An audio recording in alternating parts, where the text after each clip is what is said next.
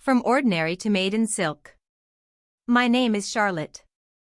I'm 29 years old, originally from England, and until recently my life had been fairly ordinary. That all changed when I joined a work visa program and spent 3 months in California. Plenty of students had done the same before me, but I doubt any had an experience quite like mine. When I first arrived in Los Angeles, I had booked a cheap, rundown hotel in the middle of the city. I didn't have a job lined up yet, but I wasn't worried. I had enough money to get by while I figured things out. A few days into my stay, everything took an unexpected turn. One evening, while walking back to my hotel, I noticed a sign for a crossdressing club. I'd always been curious about the idea of wearing women's clothing, though I'd never had the courage to explore it back home. Being thousands of miles away, with no chance of running into anyone I knew, gave me just enough confidence to step inside. The moment I entered, I was stunned. I was greeted by a group of elegant waitresses, all dressed in striking uniforms, black satin trimmed with white, short skirts layered with petticoats, sheer stockings, high heels, gloves, chokers, and delicate aprons tied in bows. Even knowing they were men, I couldn't help but be amazed by how convincing and beautiful they looked. After finding my way to the bar and having a few drinks, I struck up a conversation with one of them, Sophie. She quickly realized I was a foreigner traveling alone and asked about my story. With a bit of liquid courage, I admitted my long-standing curiosity about dressing like them. That confession changed everything. Before long, Sophie had introduced me to her friends. Most of them lived together in a house not far away, and by the end of the night, I found myself going with them after their shift. There, with more encouragement and a few more drinks, they helped me transform corset, stockings, blouse, skirt, heels, makeup, and a wig. When I finally saw my reflection, I was speechless. I had always assumed I'd look awkward or obvious, but instead I saw someone entirely different, someone surprisingly convincing. That was the moment Charlotte was born, the name they gave me to match my new appearance. What started as a one-night experiment quickly became something more. I began spending more time at their house, learning from them, practicing my voice, refining my look.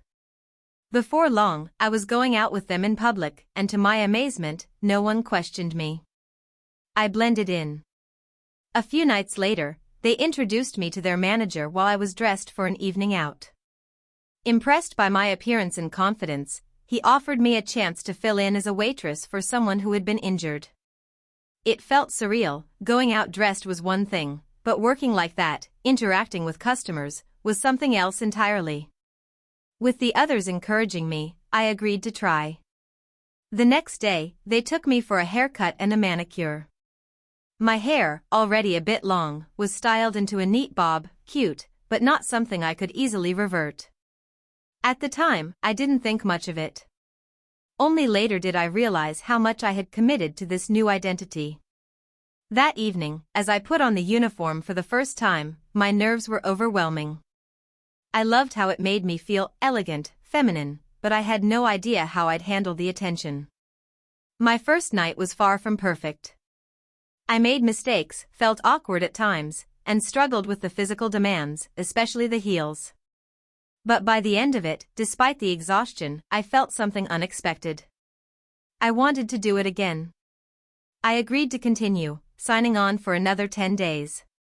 Walking back to my hotel in a dress felt surreal. No one gave me a second glance, and it slowly dawned on me that no one suspected who I really was. By the end of the first week, I had fallen into a completely different rhythm, sleeping through the mornings and working late into the night at the club. The thought of leaving it all behind began to trouble me. That's when I met Ramon. He was tall, confident, and clearly familiar with most of the girls. From the moment he walked in, I couldn't take my eyes off him. When I asked Caroline about him, she laughed and told me he had a reputation, charming, but a little unusual. Still, when he approached me and asked if I'd join him for a drink after my shift, I didn't hesitate. The rest of the night, I rushed through my work, barely able to focus. The others teased me relentlessly, amused that I had caught his attention. Afterward, I borrowed a simple black cocktail dress and met him. Within minutes, I was completely absorbed in his stories, hanging on every word. After some dancing, he invited me back to his place.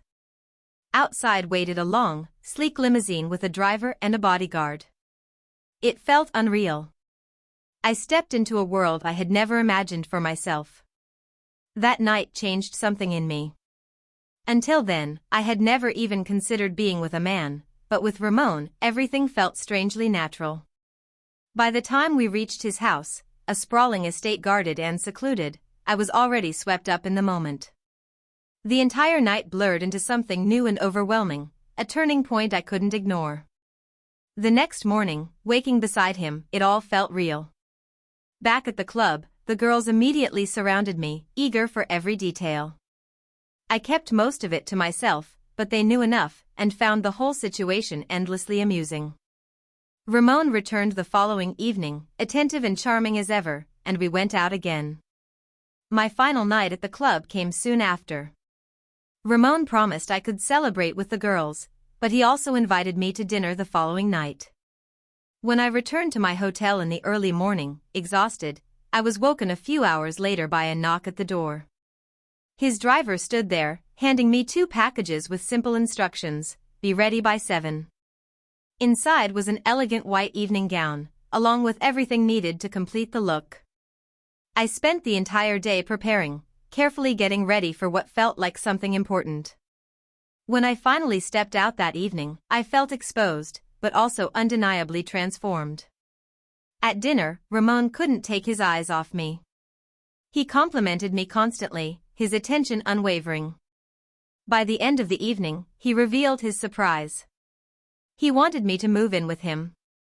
He explained it simply: my hotel was already taken care of, my belongings packed, everything arranged.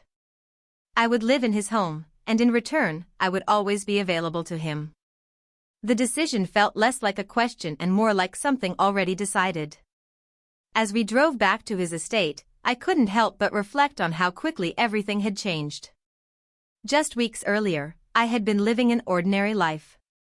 Now, I was stepping into something entirely different, with no clear sense of where it would lead. Life there followed an unusual pattern.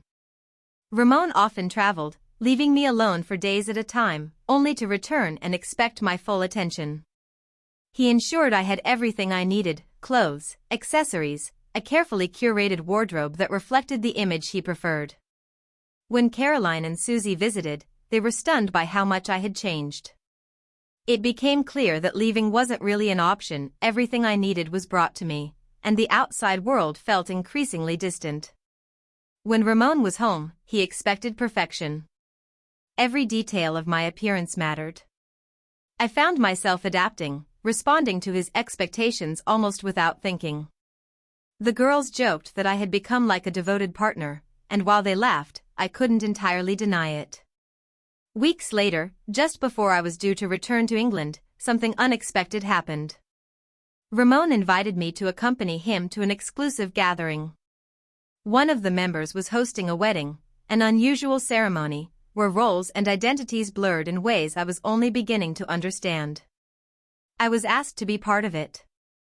As I stood there preparing, dressed in a long, elegant gown, I felt a mixture of nerves and disbelief. My life had taken a path I could never have predicted, and yet, somehow, I had followed it every step of the way. And standing there, waiting for the ceremony to begin, I realized just how far I had come. That morning, Ramon had arranged for a hairdresser to come over. By then, my hair had grown much longer, and after hours of careful work, it was styled into an elaborate, elegant design, decorated with delicate flowers. When we arrived at the house, I met the bride and the other 2 bridesmaids. While guests outside enjoyed drinks and conversation, we were kept together in a private room, waiting for the ceremony. As we talked, they shared stories about their own experiences and the people they belonged to. Listening to them, I began to realize that what I had gone through with Ramon seemed mild in comparison. One story in particular stayed with me. The bride, Jane, had once been made to serve dinner to people from her past under strict and humiliating conditions. It made me reflect on my own situation. When they asked me about Ramon, I instinctively hesitated. I almost protested the way they spoke about him, but the truth stopped me. Deep down, I knew I had never really resisted him. Over time, I had simply adapted, becoming exactly what he wanted, someone devoted, compliant, and eager to please. The ceremony itself took place outside in a beautiful garden under the sun. It should have felt perfect, though we struggled to keep our balance in the soft grass with our heels sinking at every step. Afterward, entertainment was arranged for the guests, and the atmosphere became more lively and unusual. Later, we were called upstairs to change. Waiting for us were matching outfits in bold colors, styled in a playful, almost theatrical way. Once dressed, we helped each other get ready before being led back downstairs together.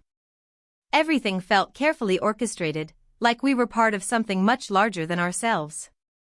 When we entered the room, several guests were gathered around a table, relaxed and amused. Ramon was among them. He noticed me immediately, smiling as he gestured for me to come closer. In that moment, I felt the full weight of how far things had gone, how much my life had changed in such a short time. Standing there, I realized there was no turning back. Whatever this new life was, I was already deeply a part of it.